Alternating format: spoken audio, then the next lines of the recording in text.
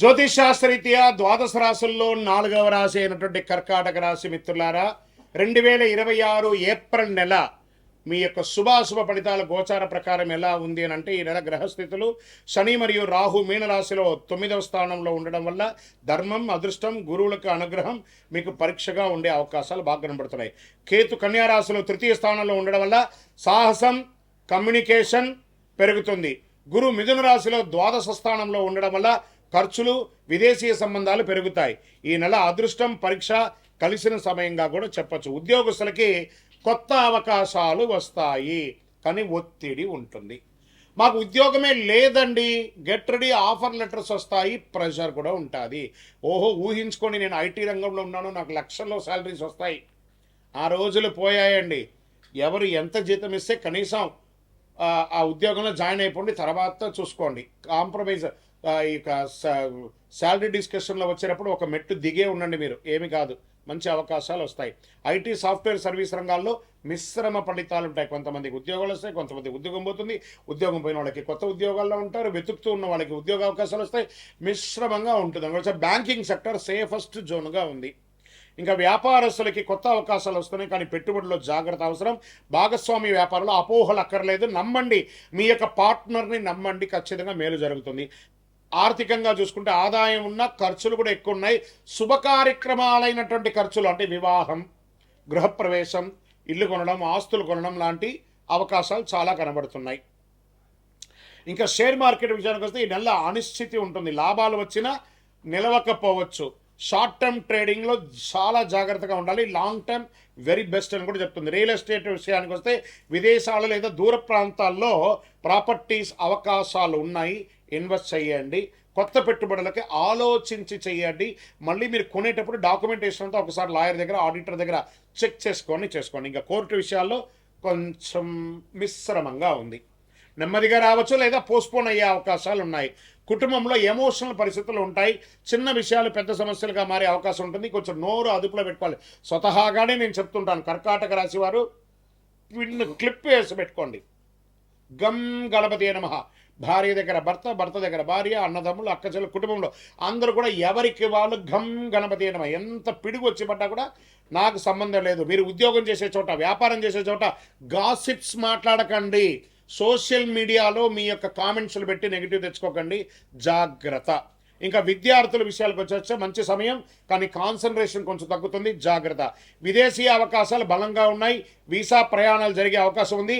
మీ ప్రయాణాల్లో మీ డాక్యుమెంటేషను, మీ యొక్క పాస్పోర్ట్స్ ఇవన్నీ కూడా జాగ్రత్తగా పెట్టుకోండి. కళాకారులకి, మీడియా, యూట్యూబ్ రంగాల్లో ఉన్న వారికి మంచి గుర్తింపు వస్తుంది, మంచి అవకాశాలు వస్తాయి. ఈ నెల ఒక అద్భుతమైనటువంటి అదృష్టం, మీకు సీక్రెట్ అదృష్టం వెయిట్ చేస్తుంది. కళాకారులకైతే అద్భుతంగా ఉంటుంది, నటీనటులకైతే చాలా మంచి అవకాశం. విదేశీయ దీంట్లో ఎలా ఉంటుందంటే కొత్త పరిచయాలు పెరుగుతాయి, మీ జీవితం మారవచ్చు, మలుచుకోండి. అంటే ఎక్స్పోర్ట్స్, ఇంపోర్ట్స్ బిజినెస్ పెరిగే అవకాశాలు ఉంటాయి. ఇవన్నీ కూడా పెరిగే అవకాశాలు. ఆరోగ్య విషయంలో కాస్త అవసరం. నిద్రలేనితనం, మానసిక ఒత్తిడి, జీర్ణ సమస్య, ఛాతి సమస్య, బరువు పెరుగుదల కనిపిస్తుంది. ఒక శస్త్రచికిత్స కూడా అయ్యే అవకాశాలు ఉన్నాయి కర్కాటక రాశి వారు. ఏందండి గురుగారు బాగుంటుందన్నారంటే, అన్నీ బాగుంటుంది. ఆరోగ్యం మాత్రం మనం తీసుకునే ఆహారాన్ని బట్టే ఉంటుంది, కాబట్టి జాగ్రత్త. ఇంకా మీకు అదృష్ట రంగు ఈ నెలంతా తెలుపు మరియు చందనం కలర్ కలిసి వస్తుంది. అదృష్ట తేదీలు 2వ తారీఖున 11, 20, 29 మరియు 1వ తారీఖు కూడా చాలా బాగుంటుంది. అదృష్ట రోజు సోమవారం. అదృష్ట సంఖ్య 5. ఈ నెలలో చేయవలసినటువంటి పరిహారాలు: సోమవారం శివుణ్ణి ఆరాధించండి, పాలాభిషేకం చేయండి, సుబ్రహ్మణ్య స్వామి ఆరాధన చేయండి, పేదలకు అన్నదానం చేయండి. కర్కాటక రాశి వారు గుర్తుంచుకోవాల్సిన ఇంకొక విషయం ఏమంటే, భావోద్వేగమైనటువంటి దాన్ని నియంత్రించగలిగితే మీకు విజయం అవకాశం. గ్రహాలు పరీక్షిస్తాయి, కానీ మీకు దారి చూపిస్తాయి. కర్కాటక రాశి మిత్రులారా, మీ నిర్ణయం మీ భవిష్యత్తులో ఆధారపడి ఉంటుంది. గురుగారు మాకేమైనా పరిహారాల్లో ఏదైనా శీఘ్ర పరిహారాలకు ఏమైనా అవకాశం ఉన్నాయా అంటే, మన దేవాలయంలో ఒక 48 రోజులు పూజ చేసి చండీ సుదర్శన హోమాదులు చేసినటువంటి అతి శక్తివంతమైనటువంటి కరుంగాళి మాల ఉంటుంది. ఈ కరుంగాళి మాలను కావాల్సిన వాళ్ళు మన డిస్ప్లేలో కనబడుతున్న నంబర్కి తెలుసుకోండి. గురుగారు మా జాతకాన్ని తెలుసుకోవాలి మీ దగ్గర, మేము గోచార ప్రకారం మీరు చెప్పింది వింటున్నాం, కానీ మా వ్యక్తిగత సంపూర్ణ జాతకాలు తెలుసుకోవాలనుకుంటున్నామంటే మీ పరిసర ప్రాంతాల్లో ఉన్నటువంటి గురువులని సంప్రదించి జాతకం తెలుసుకోండి.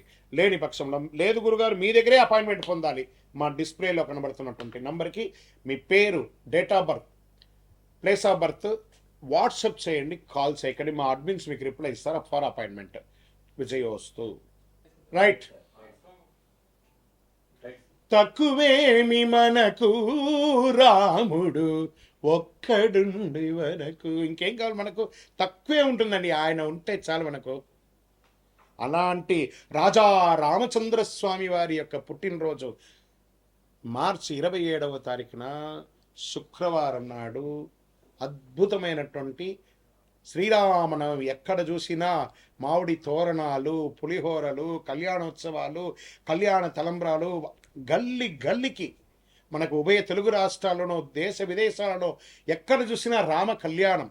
ఆ రామ కళ్యాణం చూడడానికి అందరూ పోటీ పడతారు. ఎందుకంటే ఆ తలంబ్రాల అక్షంతలు తీసుకుంటే మన జీవితంలో కళ్యాణం జరుగుతుంది. కళ్యాణం అంటే ఏంటి? అనుగ్రహం. అందుకే తిరుపతి వెంకటేశ్వర స్వామికి నిత్య కళ్యాణోత్సవం, అక్కడ భద్రాద్రిలో నిత్య కళ్యాణోత్సవం ఎక్కడ చూసినా జరుగుతుంది. చూసారా? అలాంటి అద్భుతమైనటువంటి రాజా రామచంద్ర స్వామి వారి యొక్క కళ్యాణోత్సవం చేస్తుంది. మీ జీవితంలో సమస్యలు ఎక్కువయ్యాయా? శాంతి కనిపించడం లేదా? ఈ శ్రీరామనవమి రోజు కళ్యాణంలో పిలవకపోయినా వెళ్ళండి సార్. ఆ కళ్యాణ మంత్రాలు వినండి, ఆ కళ్యాణ అష్టపదులు వినండి, కళ్యాణ అష్టకాలు వినండి, ఆ తలంబ్రాల అక్షంతలు తీసుకోండి, ఆ భోజనం చెయ్యండి. అద్భుతమైనటువంటి ఫలితాలు పొందుతారు. శ్రీరామ జయ రామ జయ జయ రామ అనే యొక్క మంత్రాన్ని, తారక మంత్రము ఒక్కసారి చెప్పినా చాలట. విష్ణు సహస్రనామం మొత్తం చెప్పకపోయినా శ్రీరామ రామ రామేతి రమే రామే మనోరమే సహస్రనామ తత్తుల్యం రామనామ వరానని ఇలా 3 సార్లు చెప్తే సహస్రనామం చేసినంత ఫలితం అంట. అందులోనూ రాజా రామచంద్రస్వామి వారు పుట్టినరోజు ఆయన గుర్తిస్తే ఎంత ఆనందపడతారు కదా ఆయన. ఈ స్వామివారికి ఇక్కడ దేవుడి గురించి కూడా మనం అప్పుడప్పుడు తెలుసుకోవాలి. ఆ సమయం వచ్చినప్పుడు దేవుడు మన జీవితంలో చక్కటి ఫలితాన్ని ఇస్తుంటాడు. ఏ రకంగా చెప్తాచో, రావణుడు మన అహంకారం, సీతమ్మ మన యొక్క పవిత్రత, హనుమంతుడు మన భక్తి, మనస్సులో రాక్షసత్వాన్ని జయిస్తే మనమే రాముడు. అలాంటి రాముడికి ఎందుకు కష్టాలు వస్తాయి మనకు? కోపం, అహంకారం, అసూయ, ఇవే మన సమస్యలకు మూలం. రాముడు చెప్పిన పరిష్కారం ఏంటి? సహనంగా ఉండండి, సత్యంగా ఉండండి, ధర్మంగా ఉండండి, ఏకపత్ని వ్రతం ఉండండి. మిత్రుడితో ఎలా ఉండాలో చెప్పాడు, శత్రువుతో ఎలా ఉండాలో చెప్పాడు, భక్తుడితో ఎలా ఉండాలో చెప్పాడు. రామనామ జపం రోజు 108. అప్పట్లో అంతా కూడా రామకోటి రాసేవాళ్ళందరూ, ఇప్పుడు కూడా రాస్తున్నారు అనుకుంటున్నాను.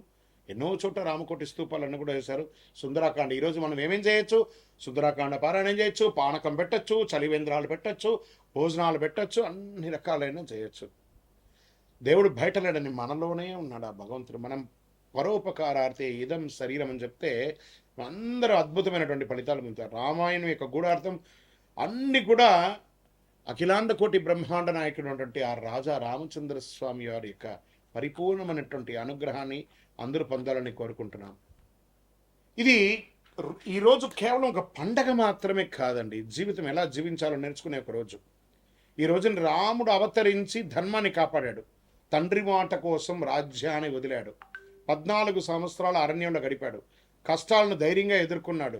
ఇదే మనకు పాఠం. సత్యం మాట్లాడమని చెప్పాడు.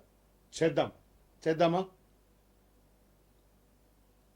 అలాంటి ఆ రామచంద్ర స్వామి వారికి రామదాసు గారు తయారు చేసి ఇచ్చినటువంటి ఆ యొక్క మంగళసూత్రంతో కళ్యాణం ఒంటిమిట్టలో జరుగుతుంది, తిరుపతిలో జరుగుతుంది, భద్రాద్రిలో జరుగుతుంది. గల్లీలో జరిగే ఈ యొక్క రామచంద్ర స్వామి వారి యొక్క కళ్యాణోత్సవాన్ని అందరం పాల్గొని మనలో ఉన్నటువంటి బాధలన్నీ తొలగించుకొని రాజా రామచంద్ర స్వామి వారి యొక్క కళ్యాణోత్సవాన్ని జై శ్రీరామ్ అనే యొక్క నామంతో మారుమోగుతూ హనుమంతుని జెండా ఊపుకుంటూ ప్రతి ఒక్కరు కూడా రామదండుగా అందరం కూడా ముందుకెళ్ళి రామ కళ్యాణం చేస్తాం. జై శ్రీరామ్.